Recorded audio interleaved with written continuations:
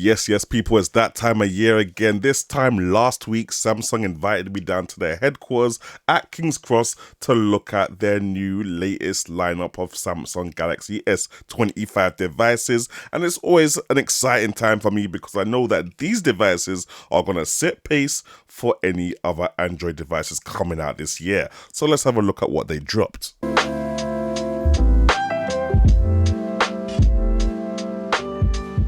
Now, in standard Samsung fashion, obviously these man dropped 3 new devices: the normal Samsung Galaxy S25, the Samsung Galaxy S25 Plus, and the Samsung Galaxy S25 Ultra, which I can't lie has got me a little bit gassed because it's gone through a little bit of a redesign, gone out of straight narrow edges of the Samsung Galaxy Note series that used to be. Now they're making it more curved around the edges, kind of like the rest of the Samsung Galaxy S25 lineup. I didn't think Samsung were going to do it, but it looks like it's a little taste of things to come. Now let's get into the standard Samsung Galaxy S25. Now, all across the board in terms of processors, from what I understand, Samsung have got a little linky link going on with the guys at Snapdragon, to the point where Snapdragon have made a literal processor specifically for these Samsung devices. So we've dashed away Exynos processors for the meantime. We're going strictly Snapdragon, my favorite brand of processor in a mobile phone. And we've got 12 gigabytes of RAM minimum with all the handsets, and we've also got 128 gigabytes of storage. Now, I guess 128 gigabytes is a little bit, you know, in 2025, fam, like, I feel like 256 gigabytes should be the minimum that we're having in a phone. But, you know, for people that want to get the phone as cheap as possible, 128 gigabytes is there for the taking.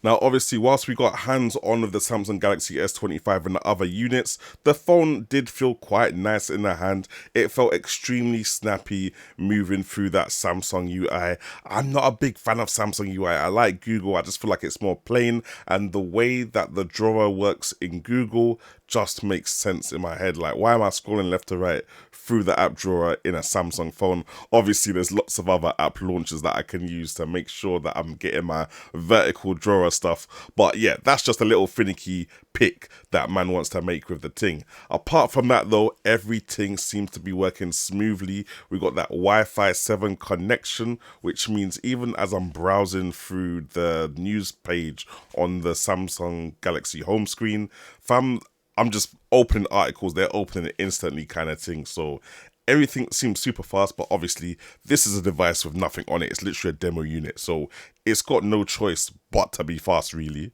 Now, next up, we got the Samsung Galaxy S25 Plus. Again, as I said before, looking at the Samsung Galaxy S25 and the Samsung Galaxy S25 Plus from behind at a distance, you're not going to tell which one is which. It's only when you get them in the hands, you can realize that the Samsung Galaxy S25 Plus is physically larger, fam. It's got a larger screen and it's got a larger battery. So pretty much all the same specs from the original Samsung Galaxy S25 that have been ported over to the S25 Plus for people with larger hands or people that just want larger phones and larger displays.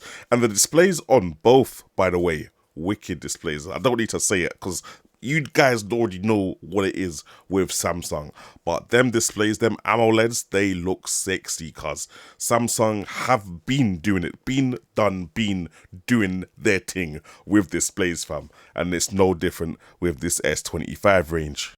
Now, I did get a tiny little chance to play around with the camera on the Galaxy S25 and S25 Plus, and I was pretty much impressed, especially with the facial recognition. The way it's got those little squares around multiple faces in the shot shows how well the tracking is doing its thing and how the AI is recognizing people in the background. I love the fact that when you pinch to zoom with your fingers, it's a nice smooth zoom animation, because obviously you've now got that AI frame generation to fill in the little spots between different lenses and their different telephoto magnifications kind of thing. So yeah, no, definitely a nice smooth camera experience. I feel one most important thing that a lot of people don't talk about is the fact that the camera preview seemed to be nice and snappy, in line with what was happening behind the camera. In terms of the shutter speed was quite good.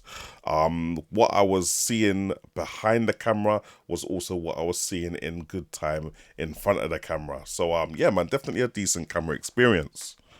Now, the part that most of you have been waiting for is the Samsung Galaxy S25 Ultra. This does look good. It does look good with the new rounded edges. We're getting away from that Note design, as I told you guys earlier.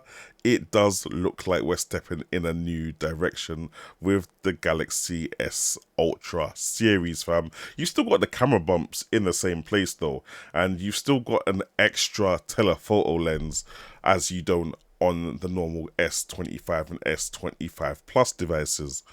Now, see me, yeah, I'll happily be a Samsung boy. I can't lie. The only thing that annoys me is the way the app drawer goes horizontally instead of vertically. Apart from that, I'm ready to go Team Samsung with the switch of a button, fam. Like, I feel like the UI has come to a point where it's not too much anymore.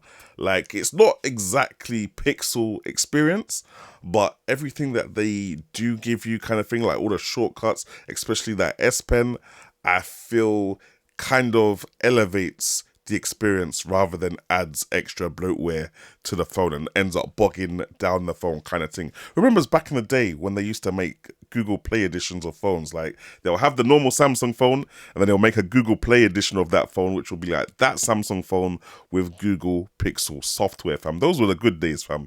And I would love to see that come back kind of thing. But as of now, the Samsung software, pretty much decent. Now, one thing I'm also quite impressed with is the camera on this Samsung Galaxy S25 Ultra. One of the brothers at the event was telling me that they believe that this right here is the best video camera on an Android device. They said we've surpassed Pixel, we've surpassed Huawei, we've surpassed anything else.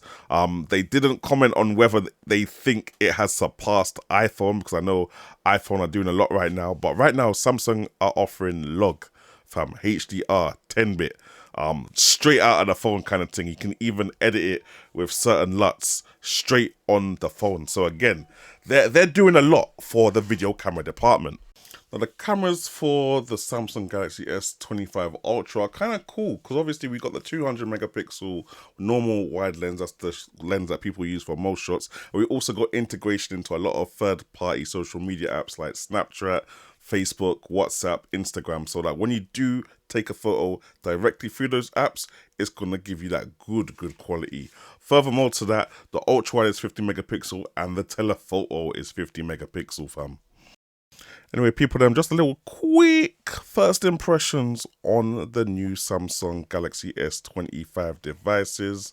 Let me know what you guys think in the comment section below. It's nice that we have the same specs going across the whole range, apart from the extra camera stuff going on in the Ultra device and the addition of the S Pen. Let me know what you guys think about the AI stuff that's going on with Samsung as well. And hopefully, man, I'll catch you guys in the next one.